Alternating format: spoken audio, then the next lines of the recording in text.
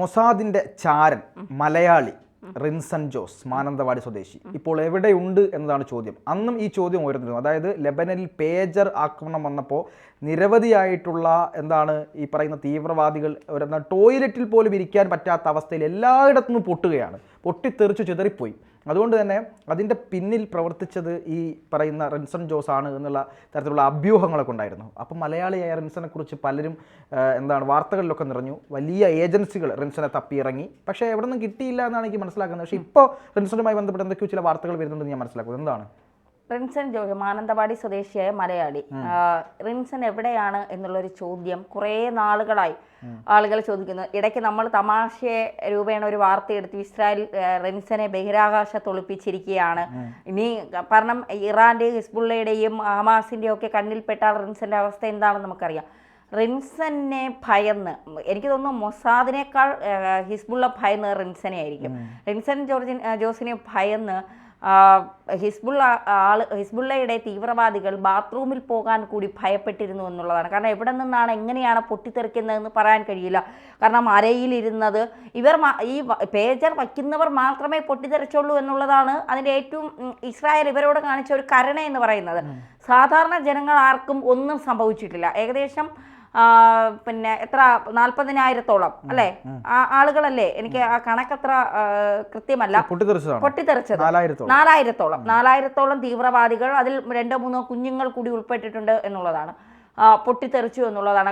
Super മാർക്കറ്റുകളിൽ നിൽക്കുമ്പോൾ, ചന്തകളിൽ നിൽക്കുമ്പോൾ, ബാത്റൂമുകളിൽ ഇരിക്കുമ്പോൾ, അടുത്ത് ഇസ്രായേലിനെതിരെ എങ്ങനെ പോരാടണം എന്നുള്ള അല്ലെങ്കിൽ എങ്ങനെ ഇസ്രായേലിലെ ജനങ്ങളെ തീർക്കാമെന്നുള്ള ഗൂഢാലോചന നടത്തുമ്പോൾ ഒക്കെയാണ് ഇത് പൊട്ടിത്തെറിക്കൽ നടക്കുന്നത്. അങ്ങനെ ഇവർക്ക് ഭയം കയറിയതോടെയാണ് ഇറാനിലെ മതനേതാവായ ആയത്തുള്ള ഖമേനി ബംഗറിലേക്ക് പോയതും പിന്നീട് അവിടെ മണ്ണെണ്ണ കാരണം ലൈറ്റ് പോലും ഇലക്ട്രിസിറ്റി പോലും പിന്നീട് ഭയമായി എന്നാണ് പറയുന്നത്. അപ്പോൾ അതുകൊണ്ട് മണ്ണെണ്ണ വിളക്കിൻ്റെ വെട്ടത്തിലാണ് അദ്ദേഹം ബംഗറിനുള്ളിലേക്ക് കഴിയുന്നത്, ഒരു സൗകര്യങ്ങളും ഇല്ലാതെ എന്നൊക്കെയുള്ള ചില വാർത്തകളും പുറത്തു വന്നിരുന്നു. എന്തായാലും റിൻസൺ ജീവനോടെ ഉണ്ടോ എന്നുള്ളതായിരുന്നു ചോദ്യം. റിൻസന്റെ ഫാമിലിയെക്കുറിച്ച് അറിവില്ലായിരുന്നു. അപ്പോൾ റിൻസൺ എവിടെയാണ്, അദ്ദേഹം ജീവനോടെ ഉണ്ടോ, മൊസാദിന്റെ ചാരനായിരുന്നു എന്നൊക്കെ പറയുമ്പോഴും റിൻസനെ നോട്ടമിട്ട പല തീവ്രവാദം പ്രോത്സാഹിപ്പിക്കുന്ന പല രാജ്യങ്ങളുമുണ്ട്. അപ്പോൾ അത്തരം രാജ്യങ്ങളിൽ ആരുടെയെങ്കിലും കയ്യിൽ റിൻസൺ പെട്ടിട്ടുണ്ടോ എന്നൊക്കെയുള്ള പല ചോദ്യങ്ങളും ഓരോരുത്തർ ചോദിച്ചിട്ടുണ്ട്. പ്രത്യേകിച്ച് മലയാളി കൂടി ആയതുകൊണ്ട് മലയാളികൾക്ക് റിൻസന്റെ കാര്യം അറിയാൻ വളരെ ആകാംക്ഷയും ഉത്കണ്ഠയുമാണ്. റിൻസൺ എന്തെങ്കിലും സംഭവിച്ചോ എന്നുള്ള കാര്യമൊക്കെ. ഇപ്പോൾ സെപ്റ്റംബർ 17 ആക്രമണത്തിന് ശേഷം ദുരൂഹ സാഹചര്യത്തിൽ കാണാതായ റിൻസൺ ജോർജിനെ ഇസ്രായേൽ അവരുടെ നയതന്ത്ര ബന്ധങ്ങൾ ഉപയോഗിച്ച് രക്ഷപ്പെടുത്തി എന്നാണ് സൂചന. അപ്പം റിൻസൺ ഏതോ രാജ്യത്തുണ്ട്. ഇസ്രായേലിന് നയതന്ത്ര ബന്ധമുള്ള ഒരുപാട് രാജ്യങ്ങളുണ്ട്, അതിൽ ഇന്ത്യയും പെടും എന്നുള്ളതാണ്.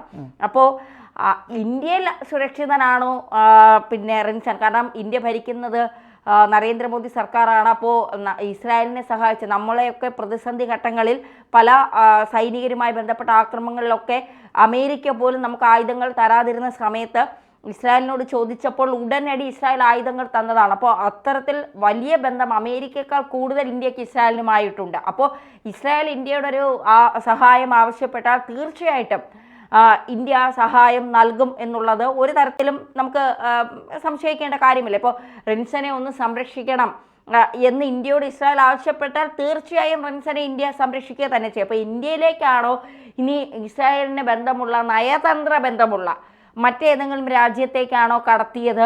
എന്തായാലും റിൻസൺ സുരക്ഷിതനാണ് എന്നുള്ള കാര്യത്തിൽ സംശയം വേണ്ട എന്നുള്ളതാണ്. വയനാടൻ കാടുകളിൽ ഒളിഞ്ഞിരിക്കുന്നുണ്ടോ റിൻസൺ? അതും പറയാൻ പറ്റില്ല എന്നുള്ളതാണ്. ഞായറാഴ്ച ന്യൂയോർക്ക് ടൈംസ് പ്രസിദ്ധീകരിച്ച റിപ്പോർട്ട് റിൻസന്റെ നിഗൂഢ ബന്ധങ്ങൾ സംബന്ധിച്ച വ്യക്തമായ സൂചനകൾ നൽകുന്നു. സംഭവത്തിന് ശേഷം US-ൽ നിന്ന് മാറ്റിയ റിൻസൺ ഇപ്പോൾ ഒരു സുരക്ഷിത കേന്ദ്രത്തിലാണുള്ളത് എന്ന് മുതിർന്ന പ്രതിരോധ ഉദ്യോഗസ്ഥൻ ന്യൂയോർക്ക് ടൈംസിനോട് പറയുന്നു. വയനാട്ടിൽ നിന്ന് 10 വർഷം മുൻപ് നോർവേയിലേക്ക് കുടിയേറി അവിടത്തെ പൗരത്വം നേടിയ റിൻസൺ ജോർജ് 1 വർഷം മുൻപാണ് നാട്ടിൽ നിന്ന് വന്നുപോയത്. ഹിസ്ബുള്ളയുടെ പ്രധാന വിനിമയ ഉപാധിയായ പേജർ ശൃംഖലയെ ആക്രമിക്കുവാനുള്ള പദ്ധതിയിൽ അറിഞ്ഞോ അറിയാതെയോ റിൻസൺ പങ്കാളിയായിരുന്നു എന്നാണ് ന്യൂയോർക്ക് ടൈംസ് നൽകുന്ന സൂചന. ഇതൊരു തന്ത്രമാണ്. കാരണം അറിഞ്ഞുകൊണ്ടാണ് റിൻസൺ ഈ പേജർ ആക്രമണത്തിൽ പങ്കാളിയായത് എങ്കിൽ തീർച്ചയായിട്ടും തീവ്രവാദികളുടെ ഒരു നോട്ടപ്പുള്ളിയായി റിൻസൺ മാറും. അപ്പോൾ റിൻസൺ മൊസാദിനെ പോലെ അല്ലല്ലോ റിൻസൺ. മൊസാദ് എന്ന് പറയുന്നത് ലോകം മുഴുവൻ അവരുടെ കണ്ണുകൾ എത്തും എന്നുള്ളതാണ്. റിൻസനെ സംബന്ധിച്ചത് അങ്ങനെയല്ല, മൊസാദിനോടൊപ്പം നിൽക്കുന്നു എന്നുള്ളതാണ്. പക്ഷേ മൊസാദും ഇസ്രായേലും സംരക്ഷിക്കുമെന്നുള്ള കാര്യത്തിൽ സംശയം വേണ്ട. അപ്പോൾ റിൻസൺ നയതന്ത്രപരമായ ബന്ധമുള്ള ഒരു രാജ്യത്ത് സുരക്ഷിതനായി തന്നെ ഉണ്ട്. റിൻസനെ അങ്ങനെ ഇങ്ങനെയൊന്നും തൊടാൻ ഇറാനോ അല്ലെങ്കിൽ മറ്റു രാജ്യങ്ങൾക്കോ കഴിയില്ല എന്ന് തന്നെയാണ് ഇസ്രായേൽ ഇപ്പോൾ പുറത്ത് പറയുന്ന റിപ്പോർട്ടുകളിൽ വരുന്നത്. യഥാർത്ഥത്തിൽ 2018 ഹിസ്ബുള്ളയുടെ പേജർ സംവിധാനം ആക്രമിക്കാൻ ഇസ്രായേൽ ആദ്യം ആലോചിക്കുന്നത്. മൊസാദിലെ ഒരു വനിതാ ഉദ്യോഗസ്ഥയാണ് ഇത് സംബന്ധിച്ച പ്രാഥമിക പദ്ധതി തയ്യാറാക്കിയത്. 6 വർഷത്തിന് ശേഷം പ്രാവർത്തികമായതുപോലെ പേജറിന്റെ ബാറ്ററിയിൽ സ്ഫോടക വസ്തു സ്ഥാപിക്കുകയായിരുന്നു പദ്ധതിയുടെ ലക്ഷ്യം. ഇന്റലിജൻസ് കമാൻഡർമാർ ഈ പദ്ധതി പരിശോധിച്ചെങ്കിലും വിവിധ പ്രായോഗിക കാരണങ്ങളാൽ അന്ന് പച്ചക്കൊടി കാട്ടിയില്ല. 4 വർഷത്തിന് ശേഷം 2022 പദ്ധതി പൊടിതട്ടി വീണ്ടും ഇസ്രായേൽ എടുത്തത്. എന്തായാലും മൊബൈൽ ഫോണുകൾ ഉപയോഗിച്ച് ഹിസ്ബുള്ളയുടെ വിനിമയ സംവിധാനം ഏതാണ്ട് പൂർണ്ണമായും പേജറിലേക്ക് മാറിയിരുന്നു. ഉറവിടങ്ങൾ സമർത്ഥമായി മറച്ച ഷെൽ കമ്പനികൾ വഴി ഹിസ്ബുള്ളയ്ക്ക് സ്ഫോടക വസ്തുക്കൾ സ്ഥാപിച്ച പേജറുകൾ വിൽക്കാനായിരുന്നു ഇസ്രായേലിന്റെ പദ്ധതി. മുൻനിര പേജർ കമ്പനിയായ തായ്വാനിലെ ഗോൾഡ് അപ്പോളയാണ് ഇതിനായി ഇസ്രായേൽ ആദ്യം മുന്നമിട്ടത്. ഭൂഖണ്ഡങ്ങൾ കടന്ന ഓപ്പറേഷന്റെ ഭാഗമായി 2022 മെയ്യിൽ ഹംഗറിയിലെ ബുഡാപെസ്റ്റിൽ BAC കൺസൾട്ടിംഗ് എന്നൊരു കമ്പനി സ്ഥാപിക്കപ്പെട്ടു. 1 മാസത്തിന് ശേഷം ബൾഗേറിയയിലെ സോഫിയയിൽ നോട്ട ഗ്ലോബൽ ലിമിറ്റഡ് എന്നൊരു കമ്പനിയും രജിസ്റ്റർ ചെയ്യപ്പെട്ടു. റിൻസൺ ജോർജിന്റെ പേരിലായിരുന്നു ഈ കമ്പനി.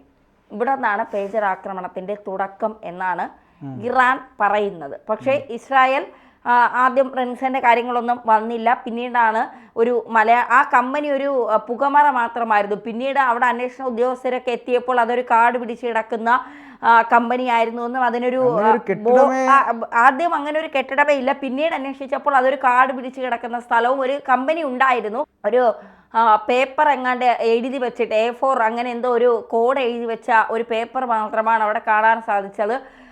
ആ കമ്പനി പ്രവർത്തിച്ചിട്ട് പോലും ഇല്ല എന്നുള്ളതാണ് പിന്നീട് മനസ്സിലാക്കാൻ സാധിച്ചത് എന്നൊക്കെയുള്ള വിവരങ്ങളാണ് പുറത്തു വന്നത്. എന്തായാലും ഇസ്രായേലിൻ്റെ ഓരോ പദ്ധതികളും അത് നമുക്കൊന്ന് ഊഹിക്കാൻ കഴിയുന്നതിലും അപ്പുറമാണ്. പ്രത്യേകിച്ച് അവരുടെ സാങ്കേതിക വിദ്യയൊക്കെ ഒരുപാട് വളർന്നു കഴിഞ്ഞിരിക്കുന്നു എന്നുള്ളതാണ്. ഇസ്രായേൽ ഇപ്പോൾ ഏറ്റവും വലിയ സൈനിക താവളങ്ങൾ എടുത്താൽ അതിൽ 1, 2, 3 ഇസ്രായേലിലുണ്ട് എന്നാണ് പറയുന്നത്, ലോകത്ത് തന്നെ.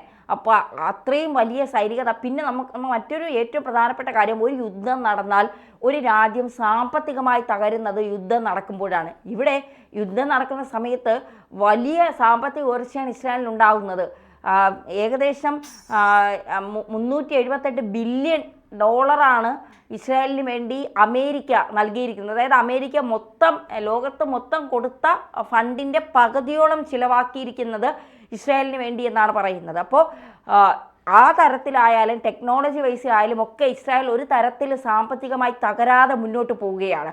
മാത്രമല്ല തീവ്രവാദ ശക്തികളെ നശിപ്പിക്കാൻ ഇസ്രായേലിനൊപ്പം നിൽക്കുന്ന ആളുകളെ ഇസ്രായേൽ സംരക്ഷിക്കും, ഒപ്പം ഇന്ത്യയും സംരക്ഷിക്കും എന്നുള്ളതാണ്. കാരണം ഇന്ത്യയെ ഇസ്രായേൽ ഒരു സമയത്ത് സംരക്ഷിച്ചിട്ടുണ്ട്. അതുകൊണ്ട് തന്നെ ഇസ്രായേൽ ഒരു സഹായം ആവശ്യപ്പെട്ടാൽ ഇന്ത്യ അത് ചെയ്യാതിരിക്കില്ല.